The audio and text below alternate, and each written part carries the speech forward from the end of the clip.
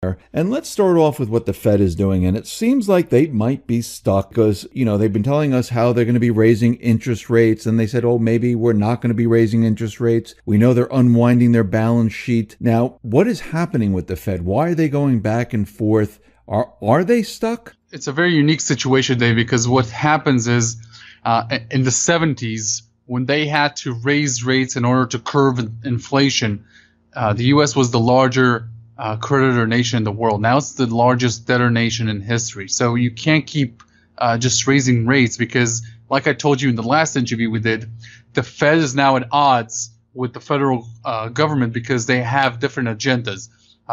Trump lowered taxes in order to induce the spending economy, in order to induce corporations to make more expenditures, and in order to jolt the economy forward, get full employment, get more people back participating in the workforce, and just have a booming small business America, which has always been the backbone of this country.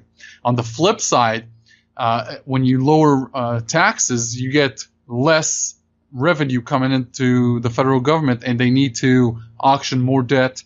And obviously, if the Fed raises rates, then that debt and the borrowing costs are getting bigger and bigger. So you got the federal government doing one thing, the Fed doing another, and they have to balance it out.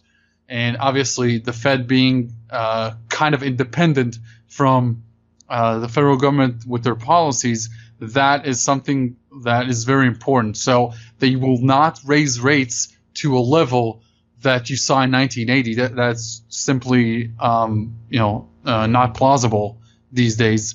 So they need to kind of figure out where they can take the Fed's fund rate with regards to not only the U.S. federal government and their borrowing costs, but it's also going to affect corporation borrowing and how banks are going to be able to send back the excess reserves that they got in the days of the QE, and how developing nations, emerging markets, are now in a dollar shortage, so they're going under lots of problems there. So it's a very delicate game, and I don't think they're stuck is the right word yet. They are having a hard time managing a tightening period, which is in the last 47 years, every tightening period has resulted in a recession. So we are in a situation where a recession is almost guaranteed, because it happened every time they tightened and shrunk their balance sheets and raised rates in the past 47 years. But it remains to be seen what will happen this time. So it's kind of funny. If I give you an analogy, I was just in the Grand Cayman Islands, very small. A very small island, but it has a microclimate. So you can be on one beach having a good time, sun is out, and then 5 minutes from you, you can see a huge cloud and pouring rain. So things can happen in a very geographically tight area, and very uncorrelated things can happen. But once a year, 1 month out of the year, they have a hurricane or a storm that blows over the entire island. And so, if you're a resident there, you're not preparing for a storm 11 months out of the year. You enjoy the weather, the great weather, and you find your spot, you find your sector, you find your niche. If I go back to the economy, you find what is working right now, what is trending, and you invest in it. But 1 month out of the year, you better duck. And so when you build a portfolio right now, or you manage your portfolio, you shouldn't prepare just for a storm that's a year away or a year and a half away. You should enjoy what's going on in the economy right now, and there are places to make money. But you should always remember that when the Fed raises rates, the Fed's fund rate, which is the overnight lending rate for banks, is at 1.75%. The 10-year bond is around 3% right now. Historically, when the Fed fund rate it catches up to the 10-year bond, to the 10-year yield, you got to watch that number, because when they catch up, it's historically has always caused a recession, a crisis, and a market correction. Whether it be 10%, 15, 20, 25%, it remains to be seen. Obviously, there's many more elements involved, but it always happens. Now, if they keep raising at 25 basis points, then the gap is about 1.25 percentage right now. So you got about 5 rate hikes to go, all things being equal to what's going on right now. So there is like a year and a half before the true recession imminency becomes a problem. So we got all of these different various things going on, and the Fed is trying to manage this. And obviously, the wild card is whether or not the U.S. consumer will start spending the tax benefits that is received, and that will kind of expedite inflation. And if that happens, then the Fed will really be in trouble. They will need to get creative with what they do. So it's a very unique time for them. And as Ray Dalio alluded to a number of times, it's the most dangerous time because they're almost out of tools and they cannot keep raising rates indefinitely, like to 20% like they did in the 1980s, because America just cannot stand that type of environment. It's simply unplausible. Now, as you can see, both China and Japan understand that this is the problem. And if you want to get Wealth Research Group's take on this, then in 2010, both China and Japan stopped raising the debt levels that they hold of U.S. Treasuries. So since 2010 up until today, if you look at a chart of how much debt China and Japan owned of U.S. Treasuries, it's flattened out. Whereas in the 2000s, they were buying a lot of U.S. debt. So somebody needed to fill that gap, and that was the real reason for QE, to help the U.S. Support its ongoing deficit, because China and Japan, the biggest nations to buy the debt, were not increasing the debt load. China is not as dependent on U.S. consumerism as it was, back 15, 20 years ago.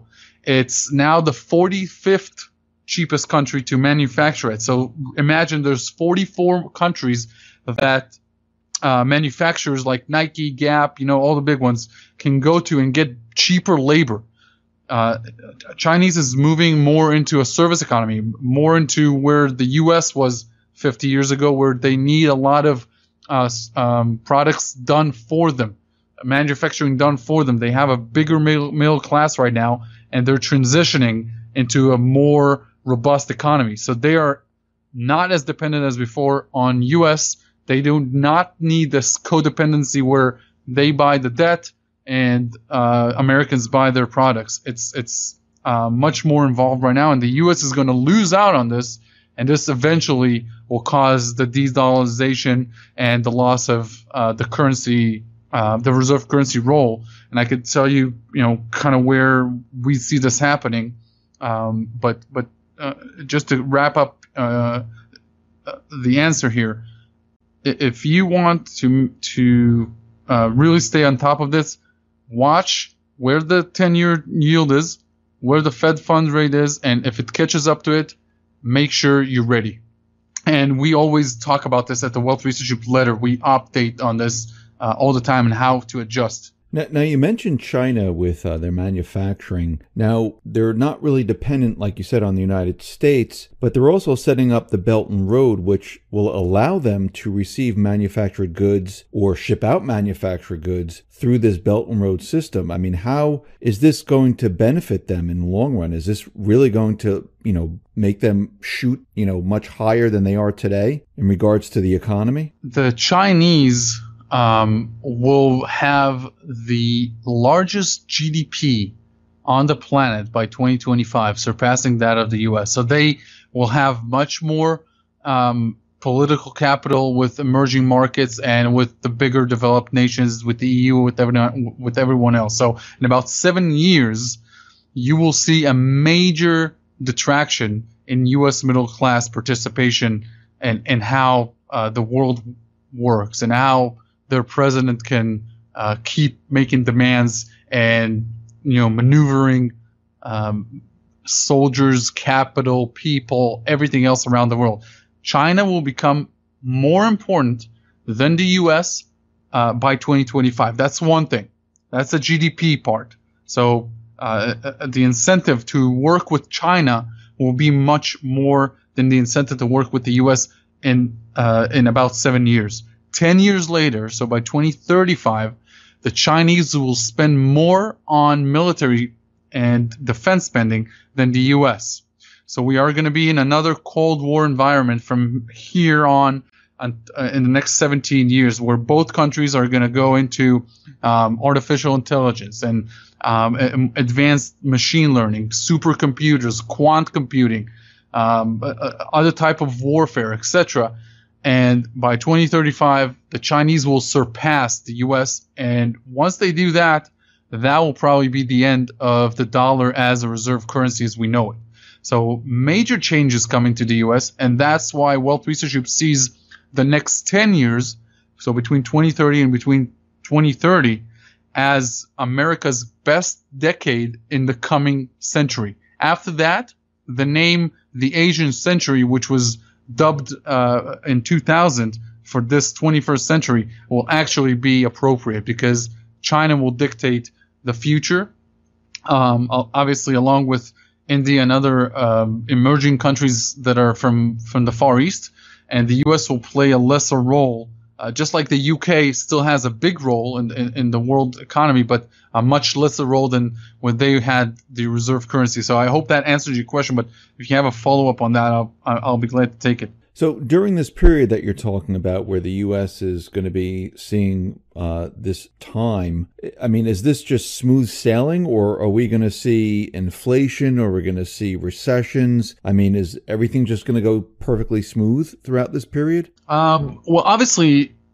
with 6 out of every 10 currencies in the world being the U.S. dollar, and only about 1 in every 100 being the Chinese yuan or the RMB, you got to imagine China has to become the world's reserve currency, or more important on the global scene by bridging this gap. So the U.S. dollar is 60 times more popular with nations than the Chinese yuan right now. So it's definitely not going to be smooth sailing. And like I said, it's going to be an arm race with regards to arming their militaries with new type of technologies, cyber war, a lot of new things that are going to happen in this race for global supremacy.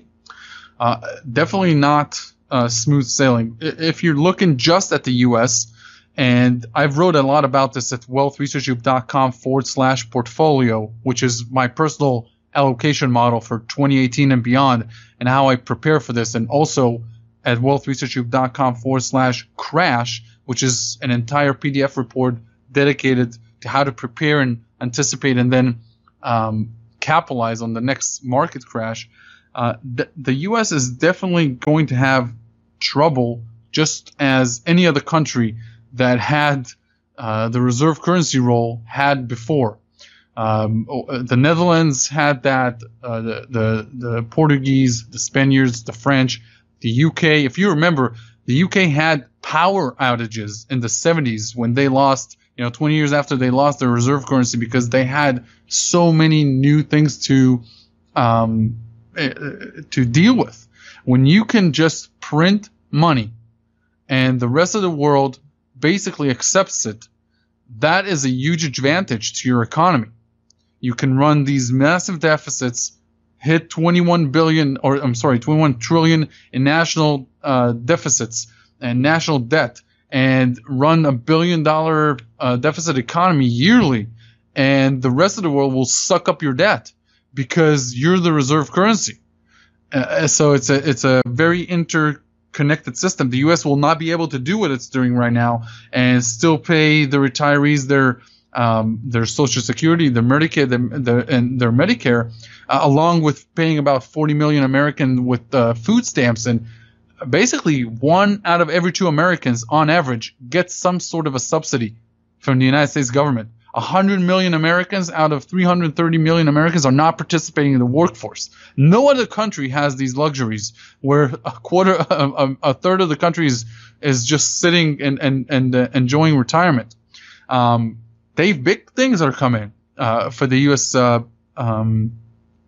Consumer, for savers, for investors. It's going to be a major change, and whether or not it'll be smooth, I don't think it'll be smooth. It's too big of an economy and too big of a transition to be smooth. So then you have the opposite side, Dave. So I talked about the negatives, the problems, all the challenges that are coming. On the flip side, the U.S. economy is much more robust than 10 years ago. It has record profits for corporations. Obviously, it's creating a huge wealth gap between the people who enjoyed the QE systems and enjoyed the ZIRP, the zero interest rate policies. And so you've got an economy where it's going to be, in about 7 years, it's going to be 10% rich, 90% is the rest, just like the rest of the world, with virtually no middle class. Now, demographically, what's coming in, what's coming down the pipe is this: about every 10 seconds, a boomer celebrates his 65th birthday. So they're retiring, they're getting out of the workforce, and they're leaving high-paying jobs, leaving jobs that they stayed with for 40 years, and you got the millennials sucking that vacuum. So you got a wealth transfer from retirees to millennials. They're going to start enjoying better salaries, more developed jobs, more skilled labor, a lot of new jobs in artificial intelligence and in blockchain technology. And the cannabis sector is going to be legalized, maybe even federally legalized, but obviously state legalized, with half the country still to go. And then you got much more interesting new professions that are going to come down in the next 10 years. And there's a lot of openings. So they are going to fill those gaps once they become trained enough and experienced enough. In the meantime, corporations are paying overtime. They're keeping people in the workforce because they cannot find skilled labor. So that's the good part. And the millennials are really the people who do not have homes right now, do not have cars. So they're going to be the engine of the economy between 2020 and 2030 as they hit their peak economic years. It's going to be very, very interesting to see whether or not they're going to take their savings and invest them in the stock market as the boomers have done. Because not every generation in the 20th century in America loved the stock market. We saw between 1964 and 1980, so about 16 years, we saw an entire generation who stayed in cash or bought bonds. They didn't invest in the stock market, the previous generation to the boomers. And it seems like millennials are kind of the same way. So if boomers are going to liquidate their holdings in the stock market in order to fund their retirements, then you're either going to see Asian money coming in to buy U.S. corporations, or you're going to see much lower prices for U.S. equities, basically a sideways market or even a bear market in the next few years. The economy itself will do pretty well, save for times of recessions and short-term recessions, etc., because there's going to be a lot of demand, and with the world becoming very very productive overall, and Asia becoming a much more robust economy, the prices of goods, the prices of raw materials will increase. Now remember, when commodity prices increase, that doesn't mean that there's going to be a lot of inflation when it comes to the end product. If you buy a loaf of bread for about $1.50, only 7 cents of it is the cost of the wheat. So even if the cost of doubles, then you're not going to see a loaf of bread double as well. What does impact prices more than anything else is labor costs. So if you're going to see wages continuing to rise like they are right now, you are going to see much higher levels of inflation throughout the economy. And I believe that with the tariffs that Trump has put in place, you are going to see wages increasing. You are going to see raw materials increasing. Whether or not you're going to see the price of precious metals rise substantially or not, I can talk about that in like a separate question. But overall, I see a 1970s problem with regards to higher inflation, but it's more going to look like the 2000s, where you had all economies, global economy, growing at a rapid rate, and it did have its slowdowns, etc. But you are going to see pretty much a robust economy, ending with the stock market bubble down the road. So yeah, it's not going to be smooth sailing, but it looks like if a systematic problem such as what happened in 2008 can be avoided, then it's probably going to be a very good decade overall, with the big question mark being how will America be able to avoid the problems that have to do with de-dollarization, which we are seeing for sure in the next decade. I was going to ask you the question about gold. I mean, I was going to ask you, where do you see gold going? What is gold going to do during this period of time? Because right now it's like in the 1300s or so, around that area. Do you see a huge breakout for gold during this period? First of all, always when I do these interviews, I get a lot of emails and questions regarding the price of gold or the price of silver, and I want to make sure people understand my position with this. So first of all, if you want to get really educated on gold and see a complete manual, we created the lengthiest manual that I'm aware of with regards to gold investments, and you can go to wealthresearchgroup.com/gold playbook /gold playbook and download the lengthiest manual that we've ever put together. We aggregated it through 20 years of investing, and I think that's a great weekend read for everyone. The way that I have structured my portfolio, starting the age of 16 when I started investing, and in the past 18 years, is I have this start over fund. The start over fund is if everything goes belly up, the world becomes a very problematic place, the apocalypse type scenario, then first of all, I have cash in 5 major currencies outside the banking system, in duffel bags for about 1 year's worth of living expenses. If there's bank discontinuations, bank holidays, market problems, all that kind of stuff, then that's one thing.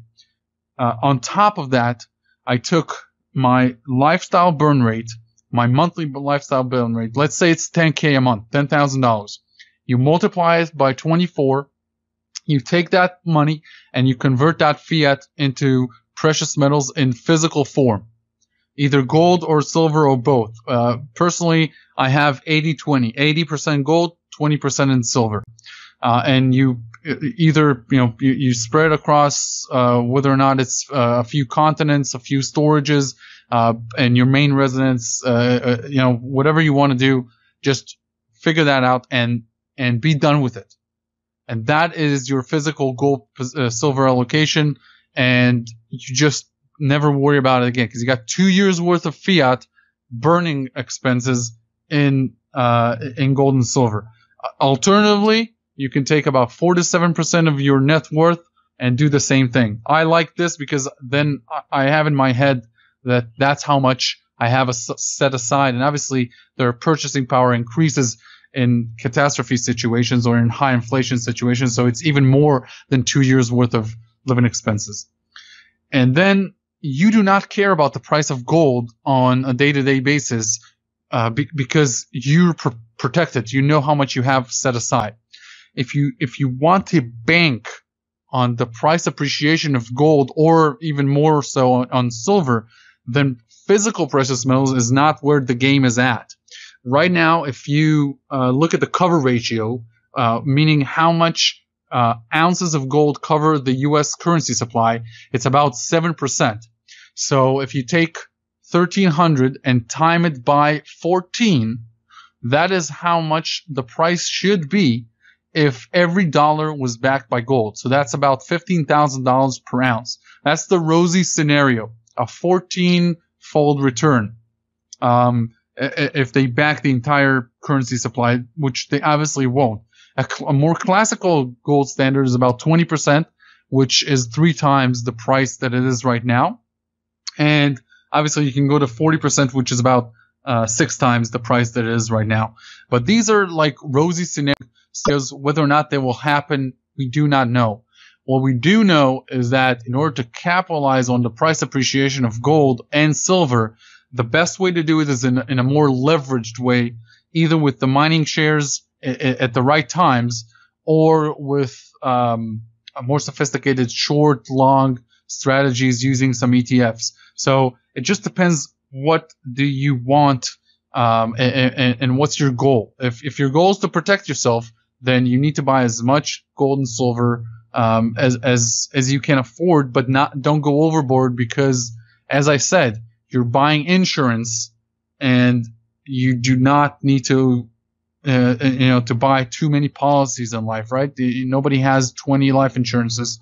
One is sufficient. So no need to go overboard there. You just need a sufficient amount. And I think 2 years worth of living expenses is a very comfortable position to be in, or about 7% of your net worth is also good, pertaining how much your net worth is. And then on the flip side, if you're looking to speculate or capitalize on price movements, the mining shares have historically been the right place to be at the right time, if you can really time that right, because they are very levered up or leveraged to the price of the underlying commodity. They can move 1,000%, where gold moves 15%. So it's important to see this. Overall trend for both gold and silver, the overall trend is up. They are in a bull market. If you look at previous bull markets, you can see that when they start, they were much more aggressive. So Dave, if you look at the previous 5 bull markets in precious metals, the first 3 years, which we're in right now, because the bull market in gold started in December of 2015 when it bottomed at $1,053 per ounce, and it's now about 22% higher.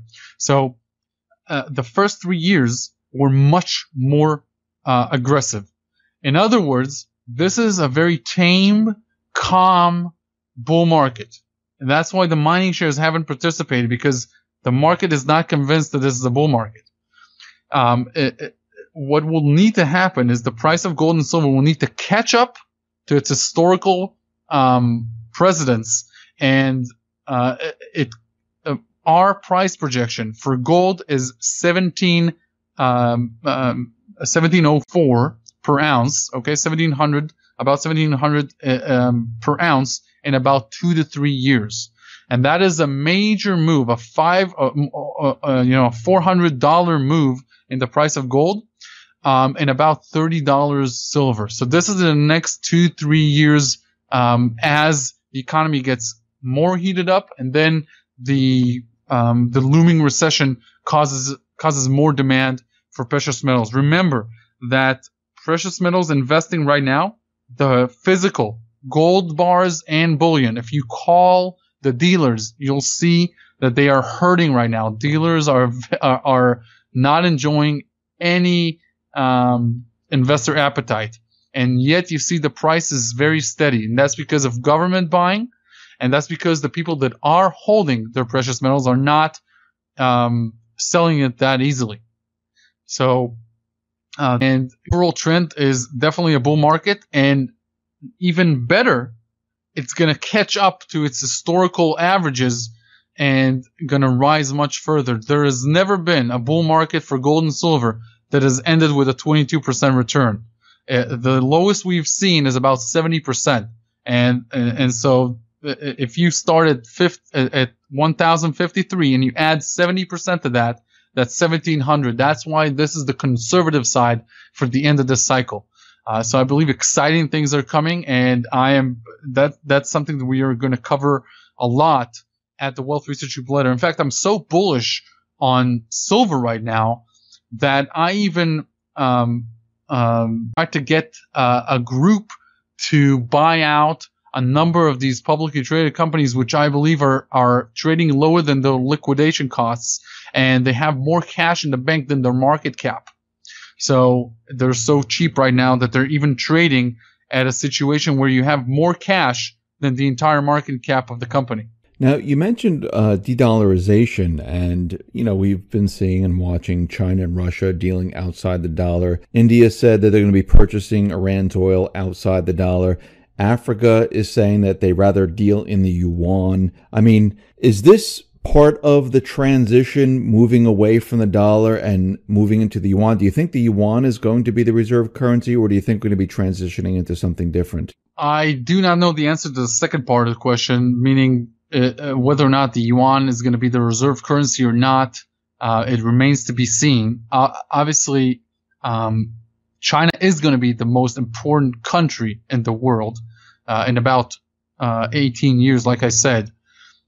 But whether or not the world will trust the Chinese government as it did the U.S. government remains to be seen. The Chinese will have more control over which currency or what system will play out next. And yes, de-dollarization has started, and that is why Trump is trying to ramp up domestic manufacturing and domestic economies and industries, because he knows that the days of printing debt, buying goods in exchange for debt are going to be over. And the U.S. needs to be very independent of the rest of the world if it wants to sustain its standard of living. That's why you see the oil industry in the U.S. so robust right now. They are trying to make sure that when they can't send insane amount of debts overseas in exchange for barrels of oil, that they have enough to run the economy on and even become an exporter of oil, which is what the U.S. will be in about 2 years. So what they've done with the oil renaissance is what they're going to need to do with other industries as well. Obviously, the U.S. will never be able to compete on labor with other countries, but it can compete on quality, which is what they will continue to do.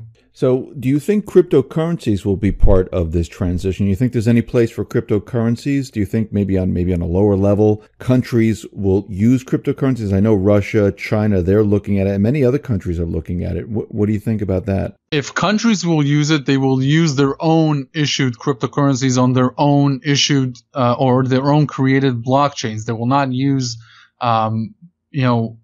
decentralized blockchains or private blockchains of other countries. They will privatize their own blockchain and put their currency on it. In other words, they will build a blockchain for their own currency, and it will be no different than the fiat currencies you have today, and except for the fact that instead of being on a database that is centralized, it will be on a blockchain. But you as the average person will not feel the difference. Whether or not cryptocurrencies will compete with fiat currencies or blockchain issued fiat currencies, that is the big question that remains to be seen, and we'll see what happens. But I don't think that the more developed cryptocurrencies are going away. There's no reason for Bitcoin or for Litecoin, Monero, the Dash, the other big ones that are aiming to be mediums of exchange and robust network effects. They're not going to go away. They have their value proposition. They're there for people who are disgusted with government money, with the fact that the government basically owns the currency, and that you can find yourself one day in a situation where your bank is belly up. So they have their value proposition. They're going to stay there. What I am very interested in seeing is how the G20 meetings this summer build the regulatory framework for cryptocurrencies in the future.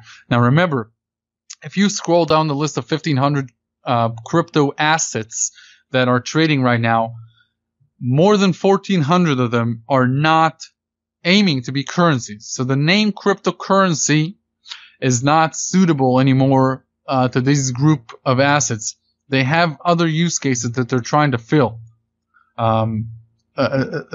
The currency part of it is very little right now. So, Dave, if what do you want out of the currency? You want it to be stable. You want it to be an easy medium of exchange, comfortable to use, have a limited supply, right?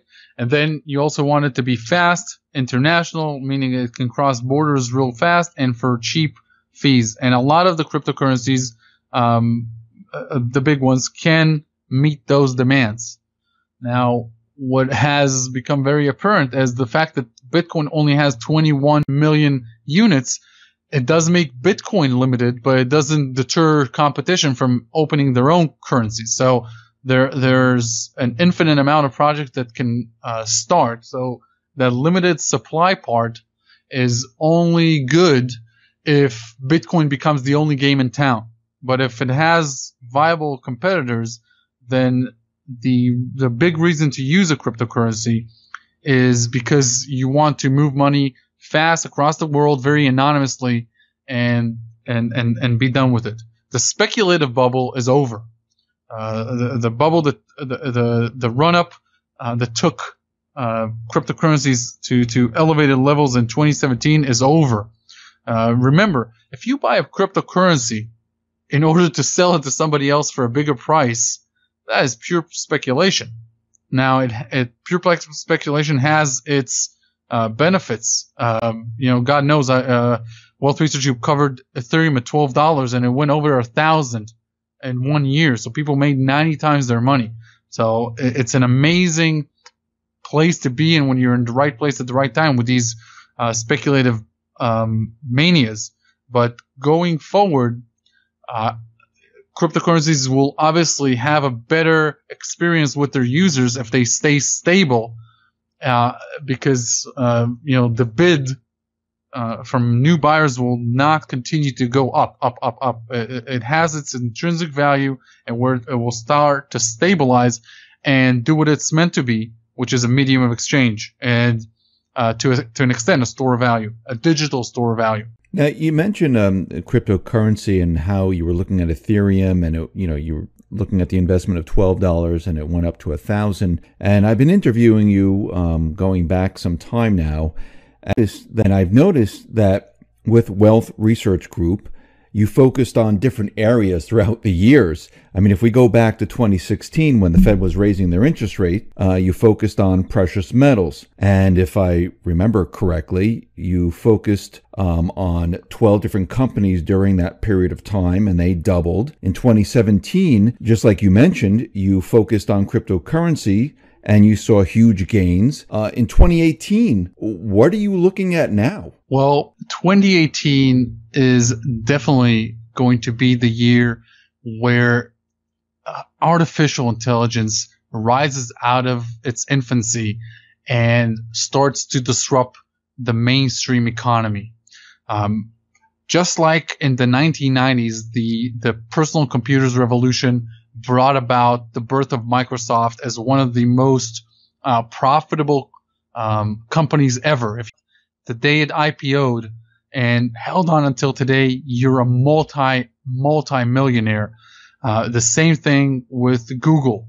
Google IPO'd in 2005 after being a private company for about 6 years and revolutionized search engines. So the need for researching everything online and having access to knowledge was what Google commercialized, because they started making billions upon billions in ad revenue because everyone went and researched for anything that has to do with consumerism.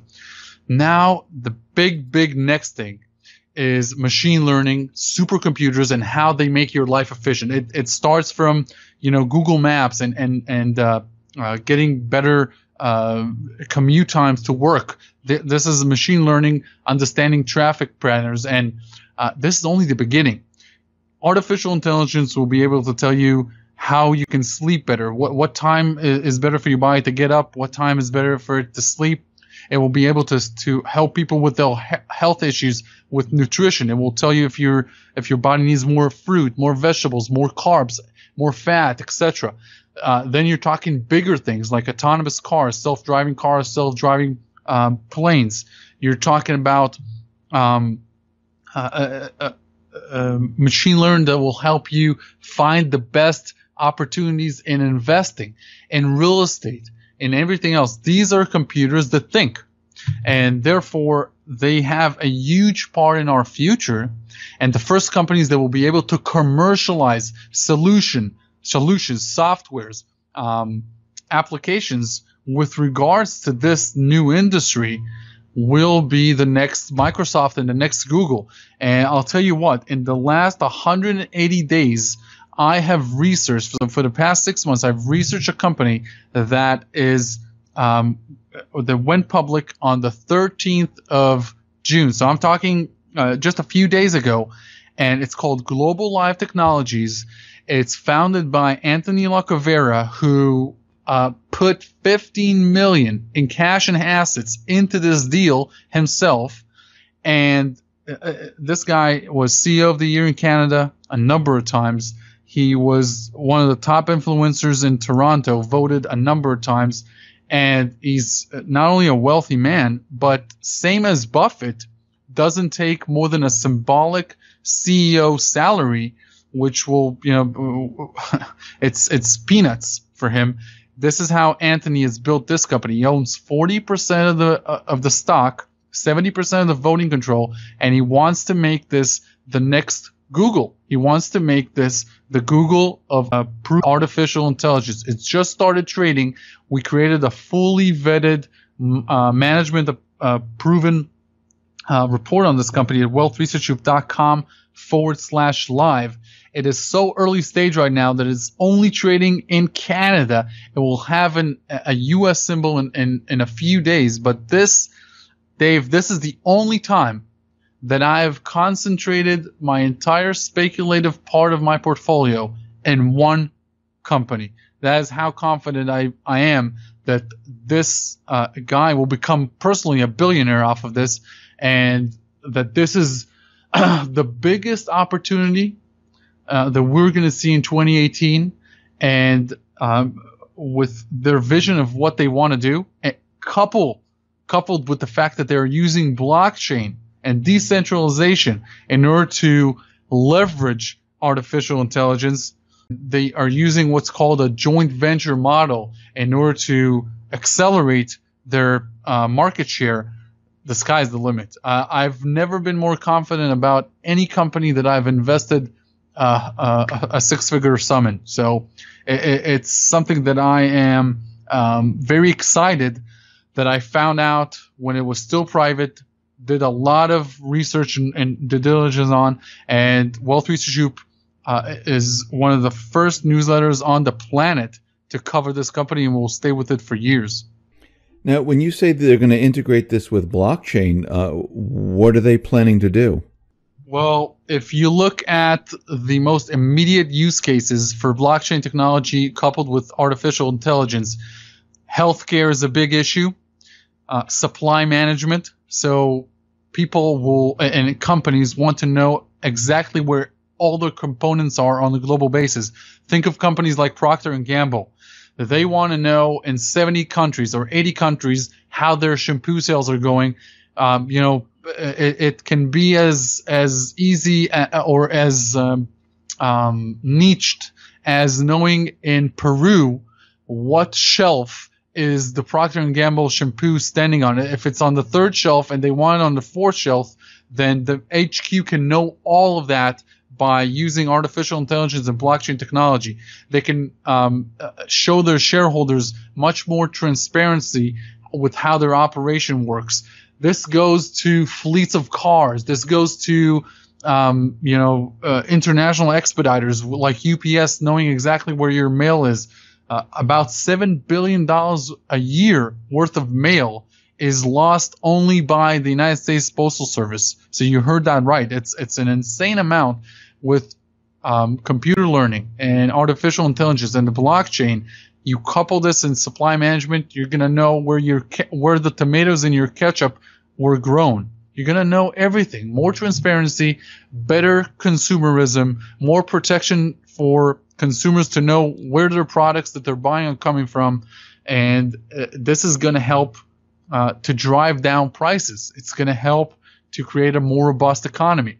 You're talking use cases in banking and using this to create better loans. So if you go and you apply for a mortgage right now, most of the people get the same type of interest rates. Computer learning would know how much your disposable income is, what's your situation. It will help to fit a mortgage that is a win-win for the bank or the lending institution and yourself. Affordable to you, profitable for them, with less risk for a default. So a situation like 2008, for example, could have been avoided because the risks would have been more transparent on a decentralized system. The list goes on and on. Whether you talk about the exchanges, whether you talk about market hours for the stock market being open 24/7, the sky's the limit. We live in a very exciting times, and obviously, just think about the amount of money lost every year in the biggest economies in the world, so Europe, Japan, and the United States, with people being on sick leave or vacation time or being in traffic on their way to work, or just think about people in their 50s and 60s who are less motivated by their careers and they're less productive. A lot of these people can be, could use the help of computers that make rational decisions instead of emotional decisions, don't have peaks and troughs when it comes to their motivation. The world is going to become much more efficient. People are going to become much more efficient, and it's going to disrupt major industries. It's going to happen with or without you and I. So we need to adapt to it instead of fight it or talk about whether or not it's good or bad, because it doesn't help our pockets. We need to either bank on this in terms of our careers or in terms of our portfolios. And I am certainly banking on this in terms of my personal portfolio. And I am very excited that before the major institutions have a chance to look at this company, I was able to find it when it was still private and give our readers a chance to look at it since day one.